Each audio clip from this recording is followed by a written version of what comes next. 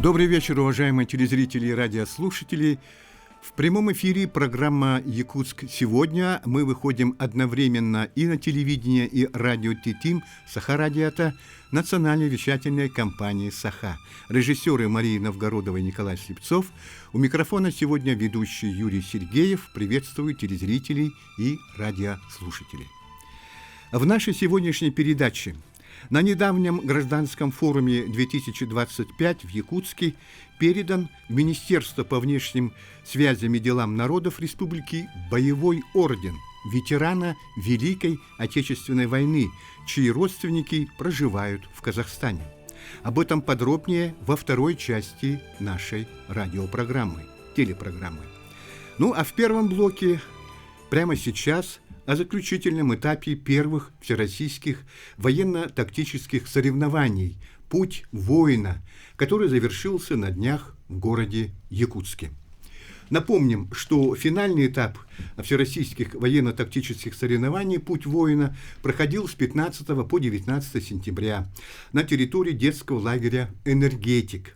В них приняли участие 4 команды, успешно прошедшие отборочные испытания в Волгограде. Вот среди них сборные Хабаровского края, Тюменской, Волгоградской областей, а также команда Республики Саха-Якутия. Турнир проводился по поручению заместителя председателя правительства Российской Федерации, полномочного представителя президента Российской Федерации в Дальневосточном федеральном округе, председателя наблюдательного совета Центра «Воин» Юрия Петровича Трутнева. Цель этих соревнований – совершенствование системы подготовки и закрепление на практике знаний, полученных курсантами Центра «Воин». Мы пригласили в студию в связи с этим событием заместителя руководителя учебно-методического центра военно-патриотического воспитания «Авангард» Республики Саха-Якутия, который у нас всегда участвует, Романа Александровича Попова.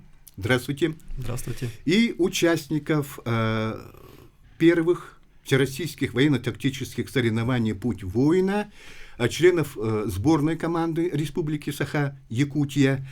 А все они являются чемпионами, потому что наша команда заняла на этих соревнованиях первое общекомандное место. И наши гости здесь, юные кадеты, сегодня участвуют в передаче. Это я представлю их: Дьяконов Мирлан. Здравствуйте. Барашков Эрчим. Христофоров Владимир. Здравствуйте. И Гоголев Дуалан. Здравствуйте. Здравствуйте, ребята. Уважаемые телезрители и радиослушатели, я думаю, что если у вас какие-то вопросы возникнут в ходе нашей сегодняшней телерадиопередачи, пожалуйста, звоните нам по телефону 8 411 2 32 2066 и 32 11 66. Я хочу, уважаемые слушатели, сказать, что действительно наша команда заняла первое место, второе – Тюменская область, третье – Волгоградская область и Хабаровский край. Соревнования были организованы Центром «Воин» при поддержке правительства Республики Саха-Якутия и Федерации боевого снайпинга. Сначала давайте, наверное, дадим слово членам сборной команды нашей республики БОТУР, которые заняли первое место. Ребята, давайте, думаю, что по порядку, по очереди, что ли, будем говорить, пожалуйста. В каком вы, что? Меня зовут Дьяконов Мирлан. Так, пожалуйста. Якутская кадетская школа-интернат. Я оператор БПЛА разведывательный и сбросник. Угу. Моя задача была, чтобы обнаружить противников и сказать их координаты, где они находятся, и сообщить командиру. Угу. Так, справились задачи? Справились. Угу. Были трудности какие-то, скажем? Трудности были с погодой. С погодой. Угу. И волнения, наверное, да, какие-то? Волнения были. Угу. Хорошо. Пожалуйста. Угу. Я в этом соревновании был медиком. В этом соревновании моя задача была оказание первой помощи. И инструктор кидал учебную гранату. Так. И в этом ранили кого-то, я подползал и Оказывал оказывал первую помощь. первую помощь, да? Да. А куда было ранение? Ранение было разное. Ранение левой ноги, правой Мгм. руки и левой руки. Мгм. Ну, а кто с тобой, вот, кто соперниками были? Соперники были разные, Волгоградская, Хабаровская. Хабаровского края, да? Да. Ну, в общем, со всех команд были тогда. Да. Ага, так, пожалуйста, Дуалан. Я был оператором ударной БПЛА. Моя цель была уничтожить противника. Мгм. Ну, и все. И все, тут, ну, тоже задача Да, справился. это моя задача была. Мгм. Вот, ну, Эрчим, ну ты, я насколько знаю, ты был сапером, да? Да, да. Вот, Я- ну-ка. Я это- являюсь сапером, Мгм. и моя задача это разминирование растяжки. Так. Я на отборочном этапе разминировал за 1 минуту. Ага. За 1 минуту. Да. Ну, как раз ты уложился в это время, да? Мгм. А что, растяжка на как это? Ну, за 1 минуту, конечно, представить, это надо вот уже опыт какой-то. То есть ты где-то проходил эту, до этого, наверное, Да. какую-то подготовку, да, 3 где-то месяца. тренировка была. Ну, вот 3 как вот я месяца. говорил выше, что 3 месяца проходили же подготовку, да, члены сборной команды нашей республики, в Волгоградской области, да, по-моему? И вот здесь в городе Якутске тоже. Так, ну еще что, ребята, вот что хотелось бы отметить, как вот вообще другие члены сборных команд, ребята, конечно, тоже старались, чтобы никто не хотел проигрывать, все хотели стать победителями, призерами, да? Ну, ребята были заряженные, тоже сильные ребята попались. Мгм. Ну, а ты как вот думал, вот, какие качества вот ты считаешь, что тебе помогли вот, достичь вот такого Ну. хорошего результата? Упорство, труд Мгм. и достигнуть своей цели. Достигнуть своей цели, да. Ну вот ты где-то мечтаешь, видимо, тоже, наверное, в будущем стать военным офицером, да, военным Да. человеком. Есть такая мечта? Есть. А в роду вот у вас в семье нет военных или были? Не было. Не было военных. Ты первый, значит, будешь, да? А что привлекает тебе вот в тебе вот это специально военного? Быть защитником Родины. Ну, быть защитником Родины, защищать свою честь. Независимость, да, А, нашей страны. Хорошо. Так, ну вот, теперь хочу вот тебе дать тоже такой вопрос задать, тоже, может быть, для тебя. Ну, наверное, все за тебя болели, да? Вот кто-то был на соревнованиях, кто болел за тебя, там переживал. За всех нас практически все болели. Инструктора наши, которые готовили к этому соревнованию. Мгм. Родители. Вот, Родители тоже. Мгм. Да. Мгм. Ну, вот это вот инструктора, ну, какие-то требования жесткие были вообще-то к вам, да, вот, Да. когда шла подготовка к этим соревнованиям, да? Да, была жесткая подготовка у нас. Мгм. Это большое соревнование для нас было. Да, это вообще впервые такие вот соревнования проводятся у нас в городе Якутске, да, и вообще в целом по стране, это же первые всероссийские вот соревнования, да. Вот, поэтому я думаю, что, конечно, и у тебя тоже есть какая-то мечта. Да, есть, конечно, стать военным Мгм. в будущем, Так. защищать Родину. Мгм. Ну, специальность пока еще не выбрана военная, да? Еще Думаю над этим. над этим думаешь. Так, ну вот, я думаю, что и Дуалан что скажет тоже. Ну, ты вот все-таки БПЛА, как раз вот у тебя было, да, вот, это управлять БПЛА не так просто, наверное. Не так просто. Сложно было. А что нужно, вот, чтобы вот так вот профессионально, какой-то опыт иметь управлять БПЛА? Вот, Практика. Что для этого надо? Практика, да? Практика Еще какие качества? месяцами практика. Мгм. А до этого вот занимался ты вот? До этого нет. Мгм. Во время сборов тренировался месяц. Месяц. Там научился. Мгм. Ну, а кто вас этому обучали, ребята? Нас обучал Инструкторы? Бехтиев. Мгм. Бехтиев кабинет. Ага. Ну, понятно, так. Ну, хорошо. И вот, Эрчим, что скажешь? Ну, сапер, это ведь тоже не так просто, наверное. Почему именно ты стал сапером вот на этих соревнованиях? Ну, нам проводили отборочные, кто лучше бросает. Мгм. Что бросает? Кошку. А это что? Это как крюк с Мгм. Черная кошка. веревкой. Мгм. Ну там что нужно? Чем дальше, тем лучше, да? Или как? Или точное Да. попадание должно быть какое-то? Кто дальше бросит. Мгм. И точно. Мгм. Ну, вообще, саперы, как говорят, вот вообще и среди военных говорят, ошибаются только раз. Поэтому Да. здесь вот нужно, конечно, какие-то качества, да, выработать. Ты сам по характеру, ну, мне кажется, саперы, они, наверное, более спокойные, да? Да. Люди уравновешенные, такие холодные, скажем так, да? У тебя как с этим? Ну, я более спокойный. Более спокойный, выдержанный, да, Да. такой? Нордический характер, как говорится. Хорошо. Роман Александрович, ну вот 4 вот кадета, да, Якутской кадетской школы уже выступили в сборной команде нашей республики Ботур, да, которая заняла первое место вот на этих вот, скажем, первых всероссийских военно-тактических соревнованиях «Путь воина». Что бы вы сказали, вот как ребята-то выступили и вообще что дальше? Ну, большое спасибо за вопрос, да. Мгм. Вообще, конечно, это, поскольку были первые такие соревнования, это, конечно же, очень большое значение имеет. Ребята у нас туда попали, прошли через очень такое сложное сито отбора, Мгм. поскольку, естественно, принимали участие в отборочных соревнованиях ребята со всей республики. И поэтому Желающих попасть много было. желающих, конечно же, очень Да. много было. И, естественно, то, что целых 4 кадета у нас Якутская кадетская школа-интернат попали в состав команды, которая представляла сборную республики. Да. Это такое уникальное событие. Поэтому тренировались ребята у нас долго, действительно, еще с лета. Ну и вообще наши кадеты Якутская кадетская школа-интернат стали первыми курсантами курсов Центра «Воин», которые проходили еще в прошлом году. Мгм. И успешно прошли эти курсы и, соответственно, сейчас применяют полученные знания, умения, навыки на практике.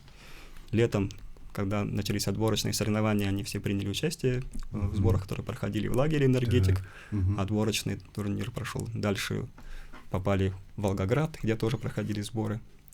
И там же, соответственно, Мгм. проходили уже всероссийские соревнования, именно отборочные турниры. Ребята сумели занять там первое место. Первое место, ага. Ну, традиционно эти соревнования, я думаю, будут продолжены уже, да, наверное, поэтому и следующие ваши тоже кадеты примут участие уже. Конечно, активно. мы будем рады, если наши кадеты примут участие, смогут пройти отбор и поучаствовать, конечно, защищать честь нашей республики. Да, вот как сказал директор Центра военно-спортивной подготовки и патриотического воспитания молодежи «Воин» Дмитрий Шевченко, соревнования прошли на высоком организационном уровне и уже вошли в историю, да, как Центра «Воин», так и всей системы военно-патриотического воспитания нашей страны. Все команды, как он отметил, сражались очень достойно. Хочу еще раз поздравить наших абсолютных победителей, команду Якутии, заслуженной победой. Спасибо всем организаторам и судьям. Ну, отдельные слова он адресует благодарности Айсену Николаеву, главе республики, который лично возглавил оргкомитет по проведению финального этапа соревнований. Вот. Ну и он отметил, что Центр «Воин» был создан по поручению президента России Владимира Путина для того, чтобы делать нашу страну сильнее, и участники соревнований доказали, что это получается, что ребята могут добиться многого, да, вот, когда так вот организованно, дружно, скажем, мужественно, вот, каждый по своему направлению, да, на этих соревнованиях выполнил свою задачу. Ну и, конечно,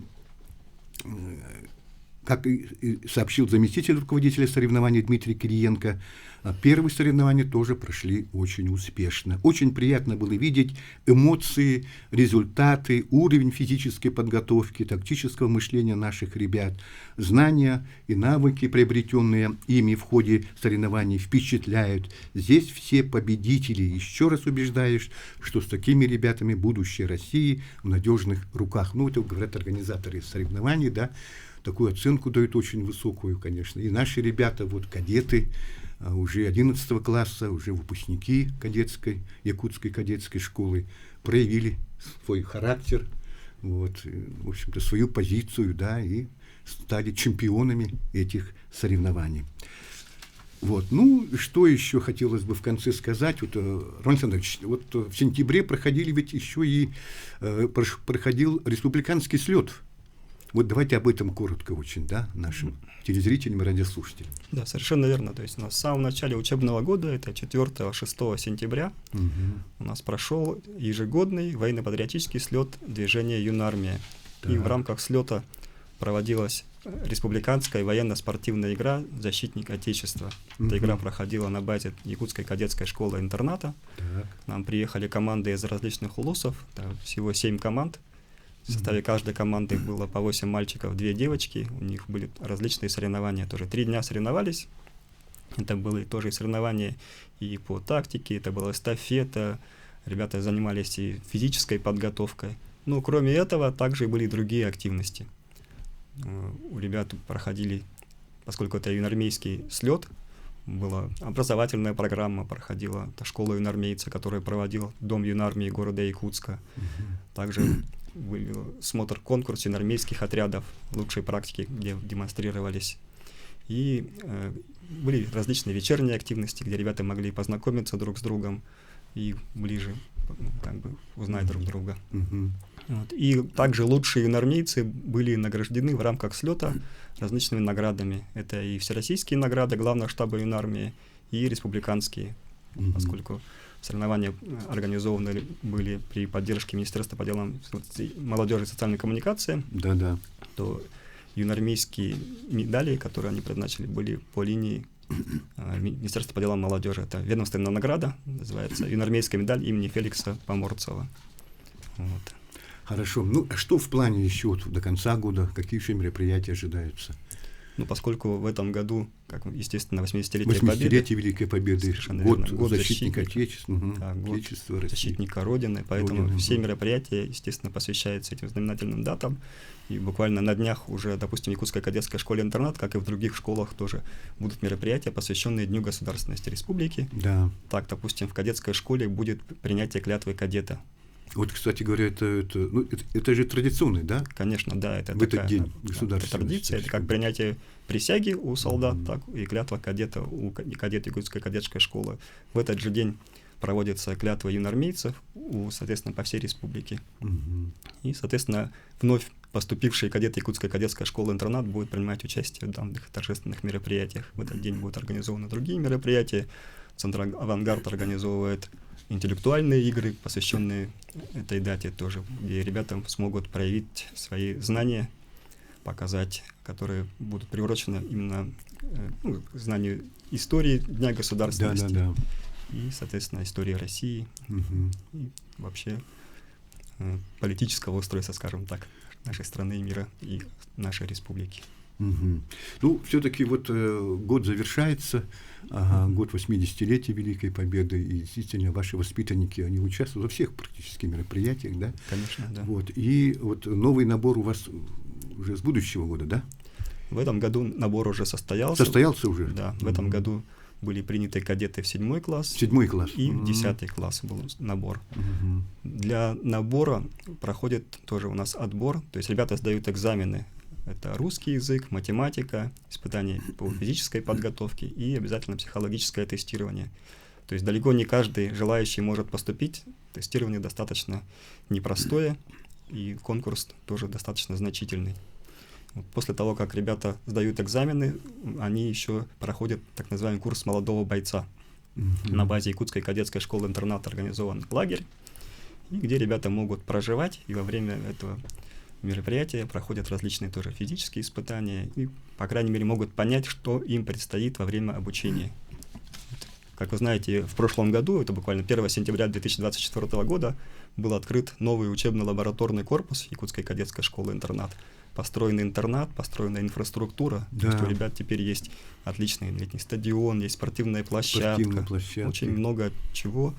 Ну, вообще практически вся необходимая инфраструктура. Созданы все условия. Все условия созданы для того, чтобы могли и проживать ребята там, и учиться и в то же время принимать детей мы можем со всей республики. Спасибо. Ну что ж, уважаемые телезрители, радиослушатели, сейчас мы уходим на рекламную паузу и через несколько минут вернемся в нашу студию и продолжим передачу «Якутск». Сегодня во второй ее части.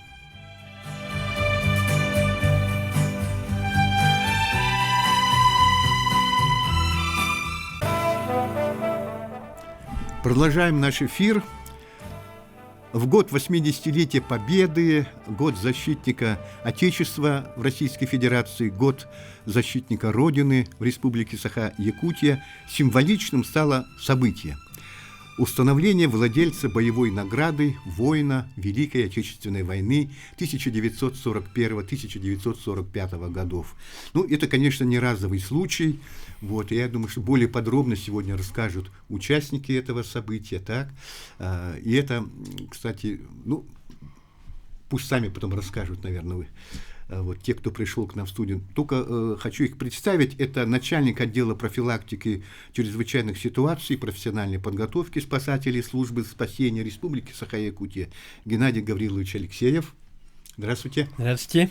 И председатель Совета ветеранов МЧС Российской Федерации по Республике Саха-Якутия Иван Владимирович Дичковский. Здравствуйте, добрый вечер. Добрый вечер.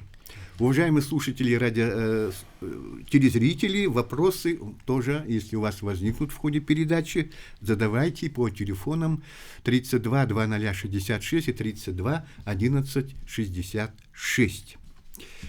Ну что ж, вот, Иван Владимирович, вы первый, кто нашел, да, этот боевой орден, вот когда и как вы обнаружили награду участника Великой Отечественной войны? Ну, я кратко могу рассказать. 7 лет тому назад, во время отпуска, в Москву летел через Новосибирск, и там задержка рейса была, ну, на сутки. И поэтому по Новосибирску ходил и попался на этот, именно, вот, как называется, барахолка или как? Ну да. Продают здесь, да. Вот. Торговый ряд. Торговый ряд, да. Вот там попался, смотрел, вокруг ходил, там орден Красного Знамени было, и вот орден Отечественной войны второй степени. Там же надо попасть именно оригинал. Поэтому я как раз, как военный человек, подошел к этому. Молодой человек был. Ну, конечно, очень дорого стоило, но я вот один думал, что именно мои земляки, наверное, сибиряки, или из Якутии, или кто-нибудь попадет, или в Бурятии, купил. На второй орден денег не хватило. Отсидел это все-таки. Ну, в общем, продавал много орденов. Да, они продают. Ну, такое... Да, очень действительно никому не секрет, даже через интернет же продают. Да.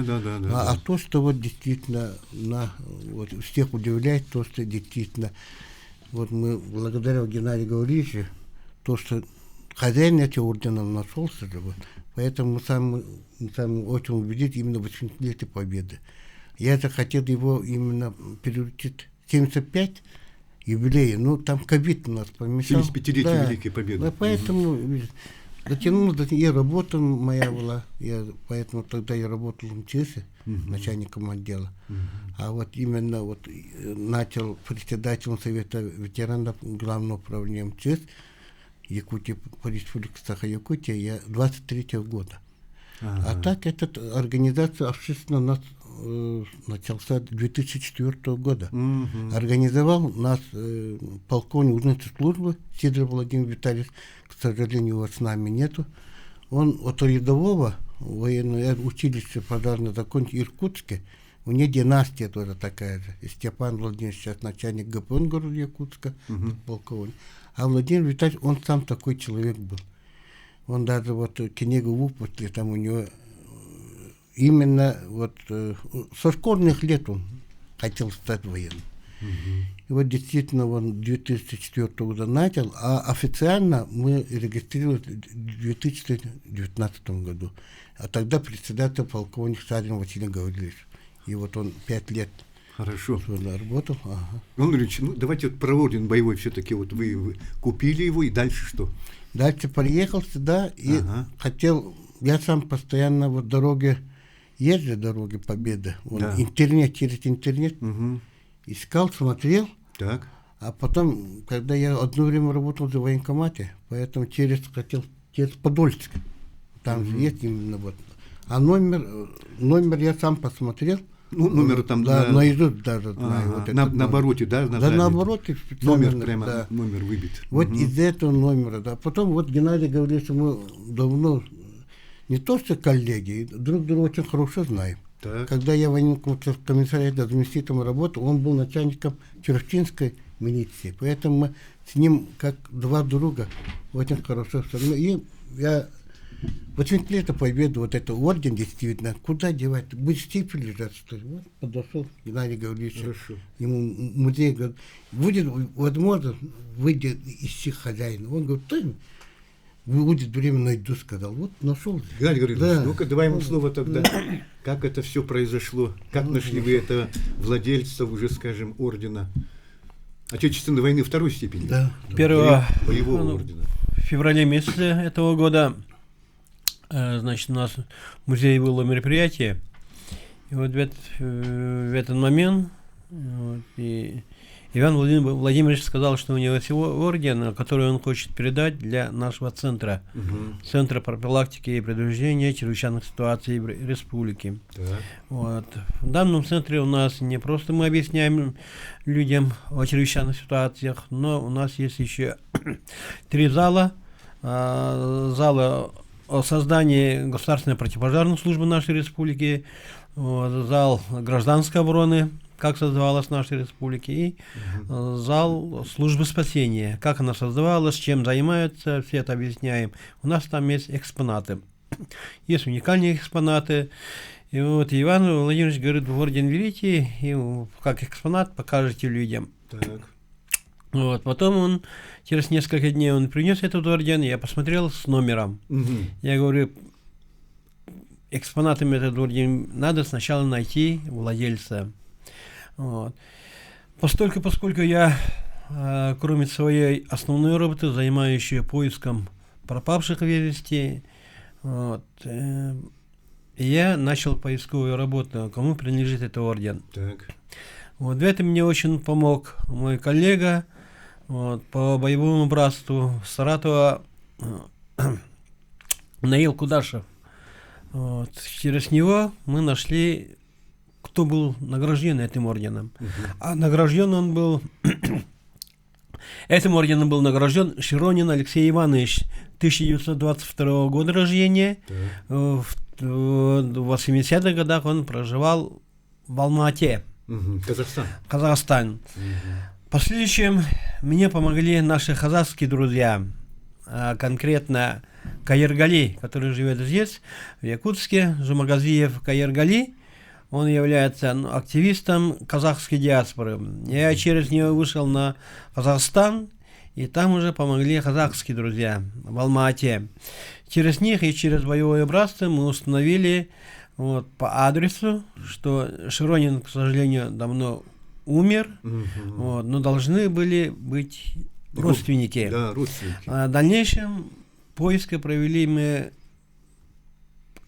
по установлению места жительства, вот, где же проживает, кто проживает. Таким образом мы нашли внучку. Внучку, да? Ангелину Широнину. Игоревна. Ангелина Игоревна, ага.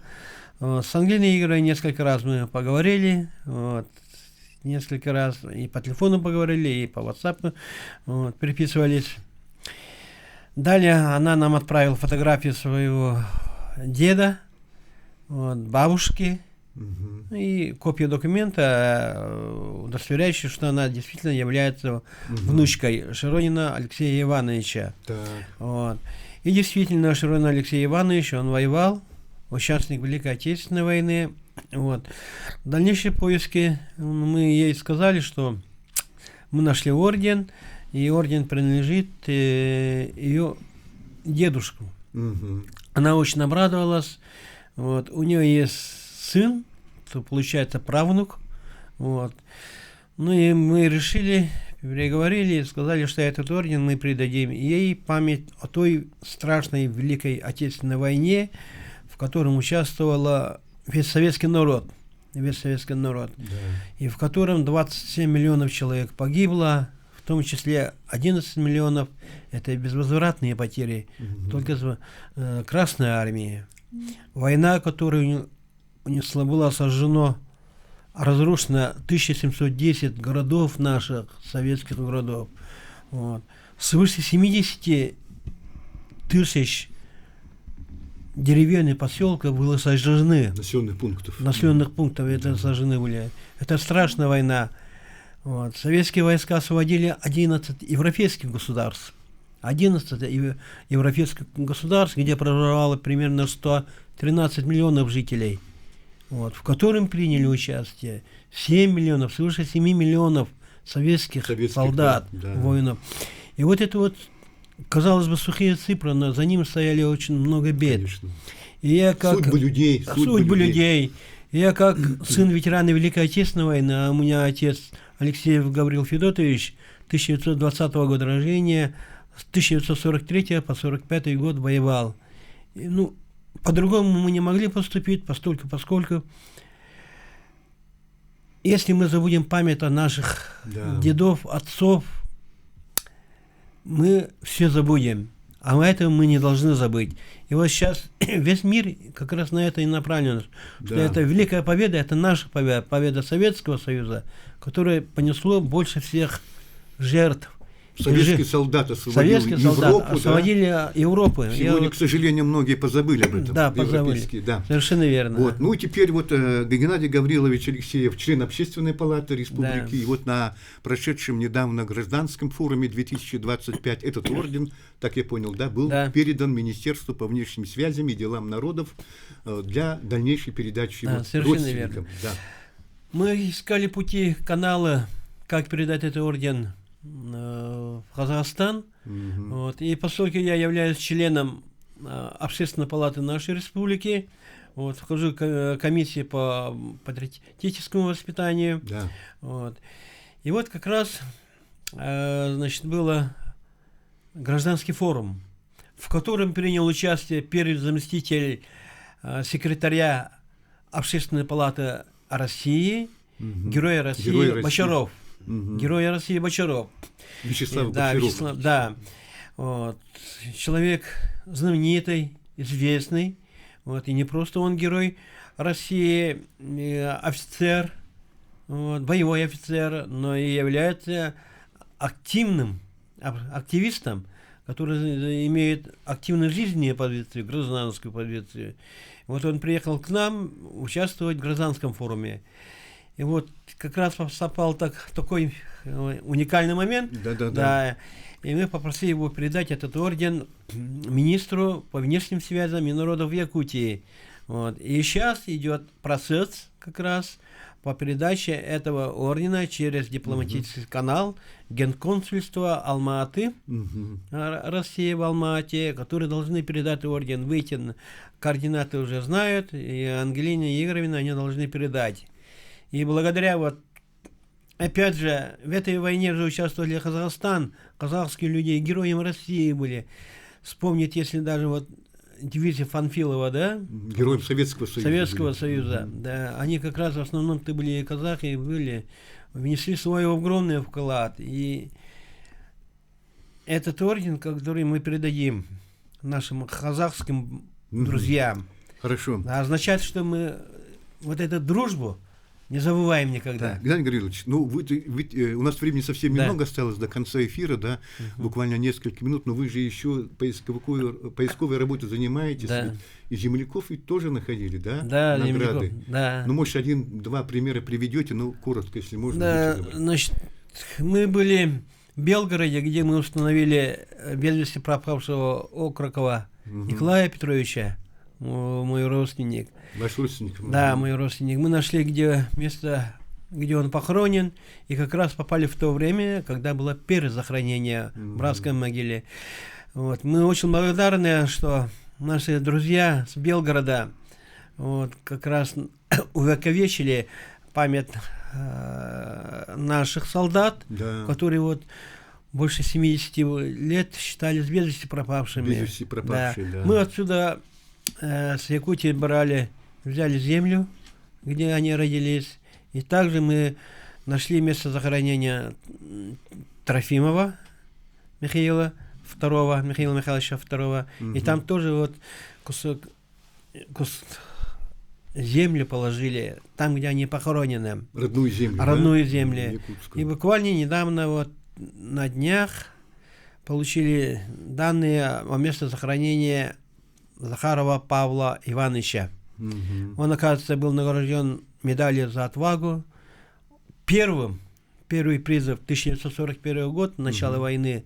Самым первым он призывали сюда, и с тех пор о его судьбе не было известно ничего. Буквально вот недавно мы установили место захоронения Белоруссии, установили награду, где он похоронен. Получили фотографию, очень хорошую фотографию, и его фамилия написана тоже, опять же, перезахоронен в братской могиле.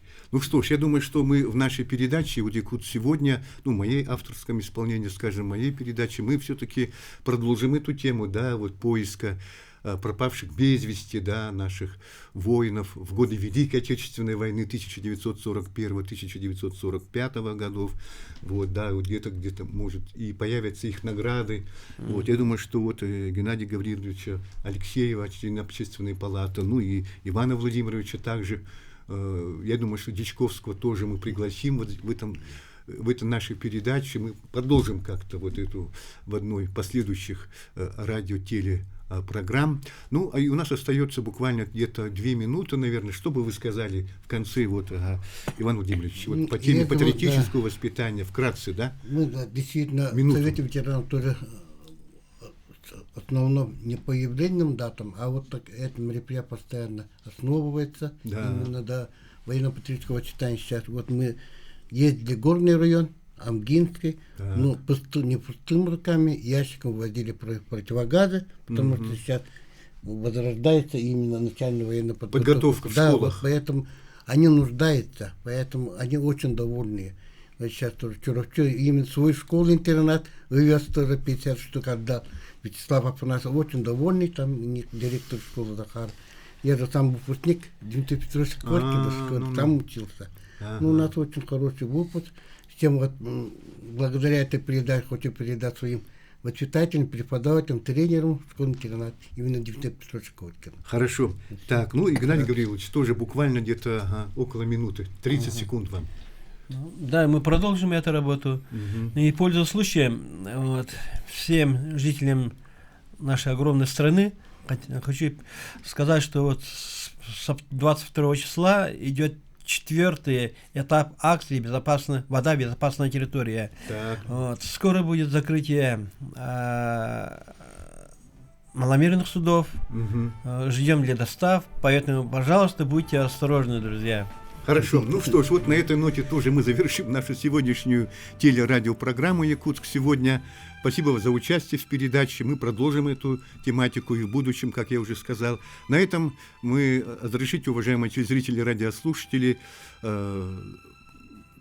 завершить программу. До свидания. Всего доброго.